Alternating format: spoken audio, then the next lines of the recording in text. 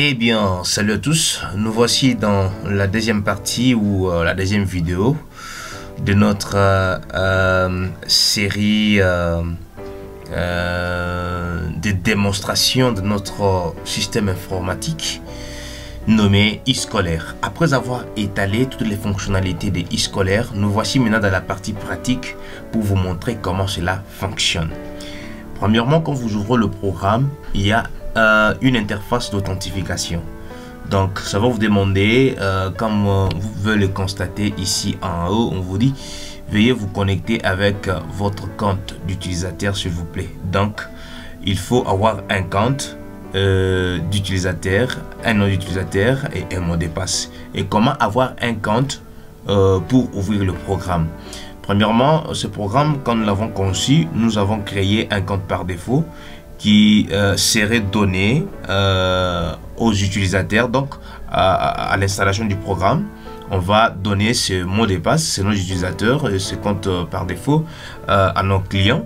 Donc ça va juste lui permettre d'ouvrir le programme. Donc le compte par défaut c'est admin et le mot de passe c'est admin. Donc le nom d'utilisateur c'est admin, le mot de passe c'est admin.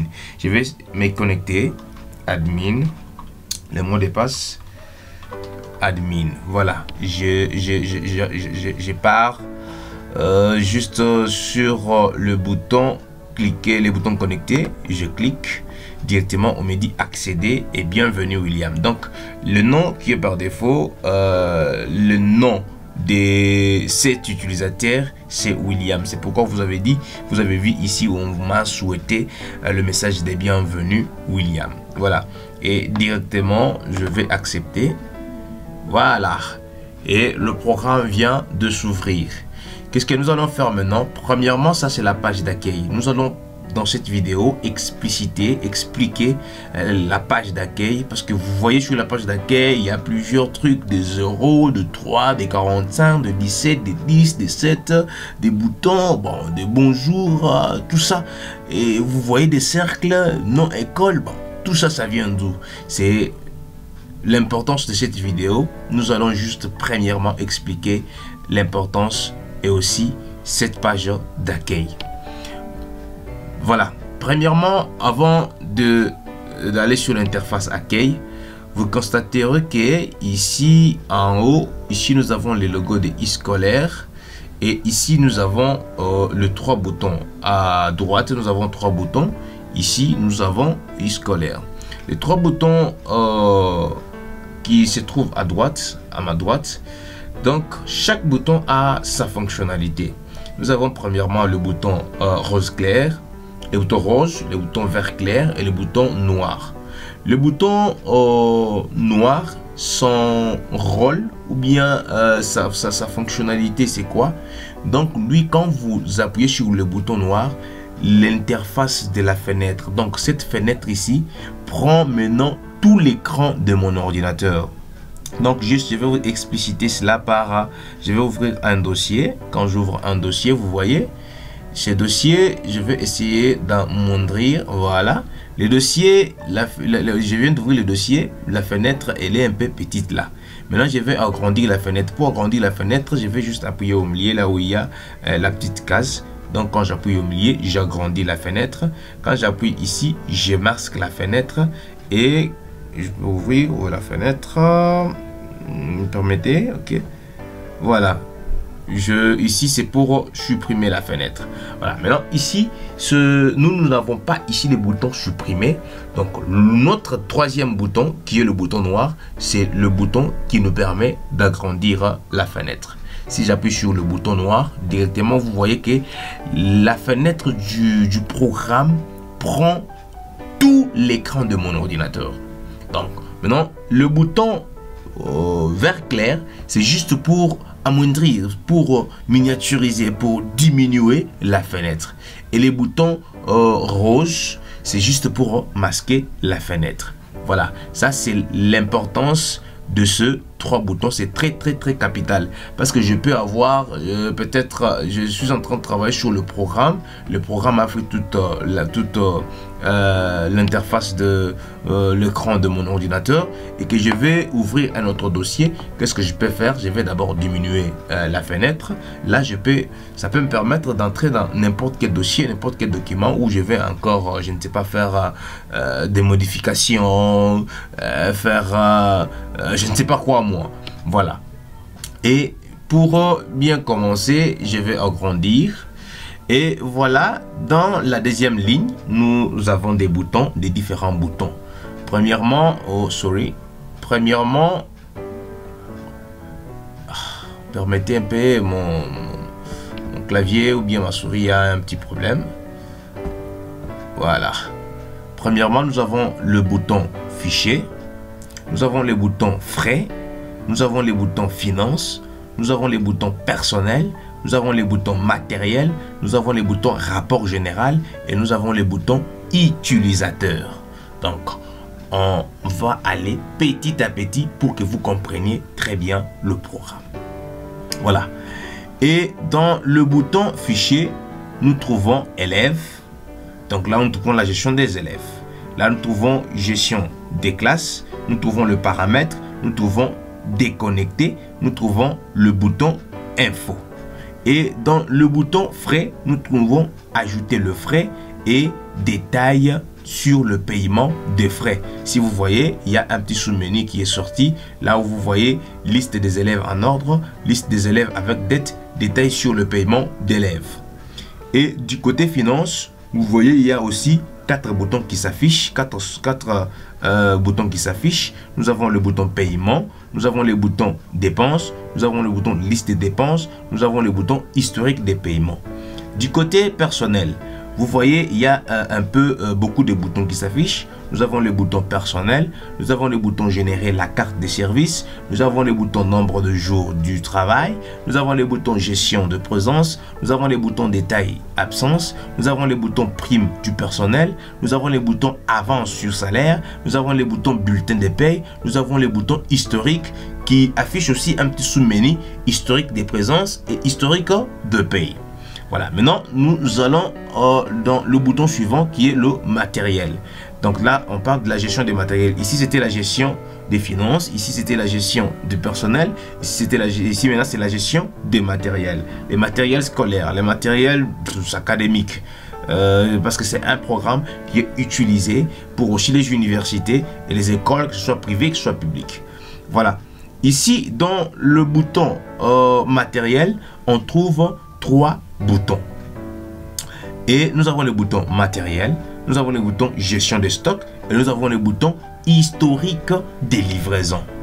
Et nous avons les boutons rapport général et enfin nous avons les boutons utilisateur. Voilà. Après avoir vu ces quelques boutons, nous allons maintenant voir cette interface ici, essayer d'expliciter qu'est-ce que cela veut dire.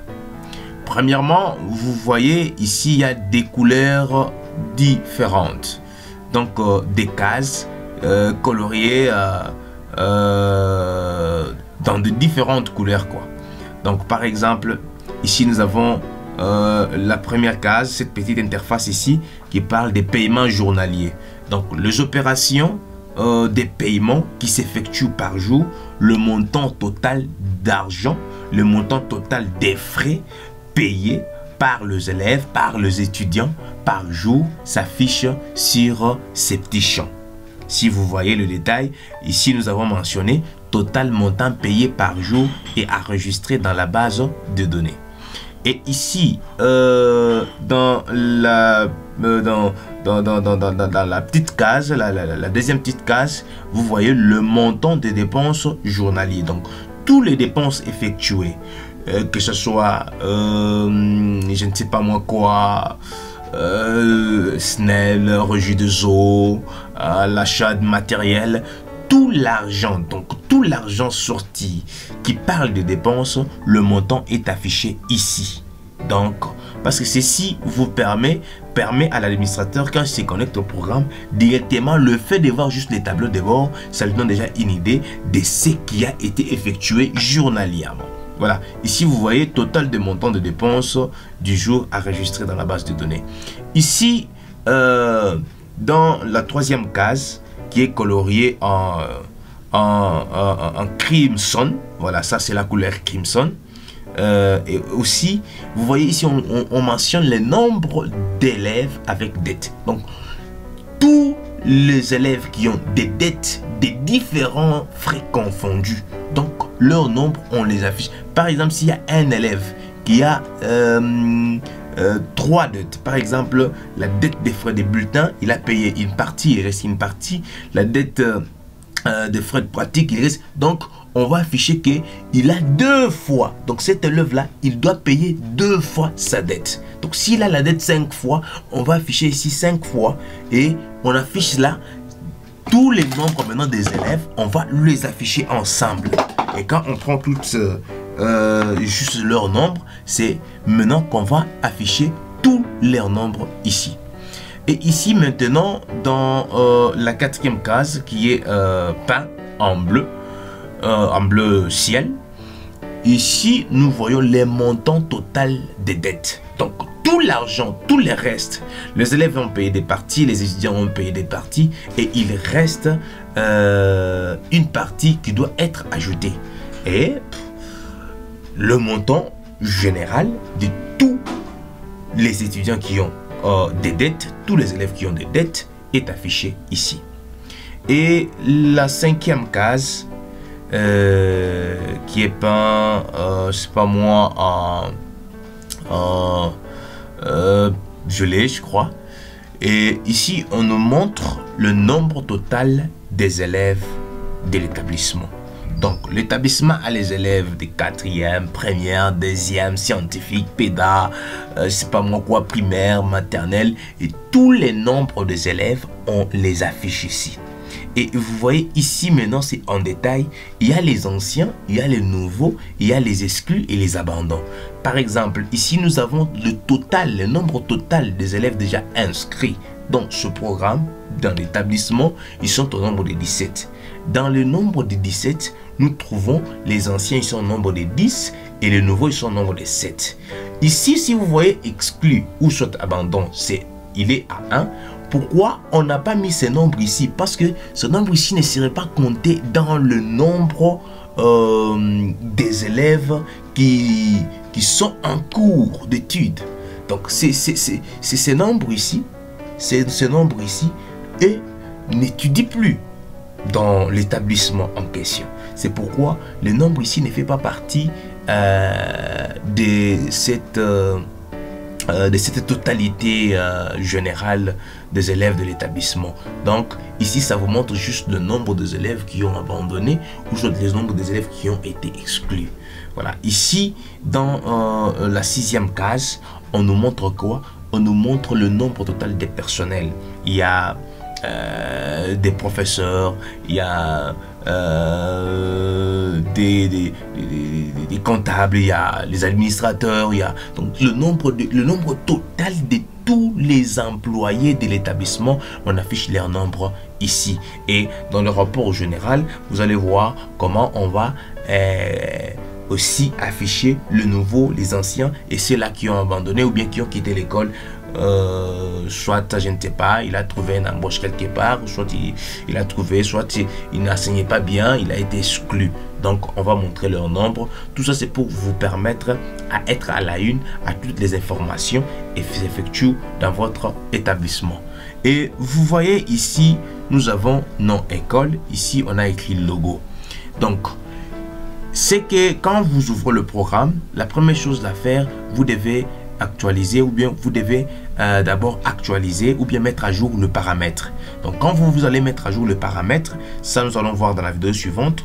Donc on va changer d'abord les noms de l'école et le logo. Donc à ce moment là, vous allez, quand vous allez vous déconnecter et reconnecter le programme, le nom de l'école va s'afficher ici et le logo va s'afficher ici. C'est là pourquoi, parce que si sur la facture, par exemple la facture de frais, par exemple la liste des élèves, par exemple, je ne sais pas moi, la liste de rapport général, par exemple sur le bulletin de paye, sur le bulletin de la fiche d'inscription, il faut qu'il y ait le nom de l'école et le logo de l'école. Donc c'est pourquoi ce sont ces informations qui vont apparaître ici qui, chaque fois quand vous voulez imprimer, automatiquement, ça va s'afficher sur des fiches, sur des factures, sur des listes que vous voulez imprimer.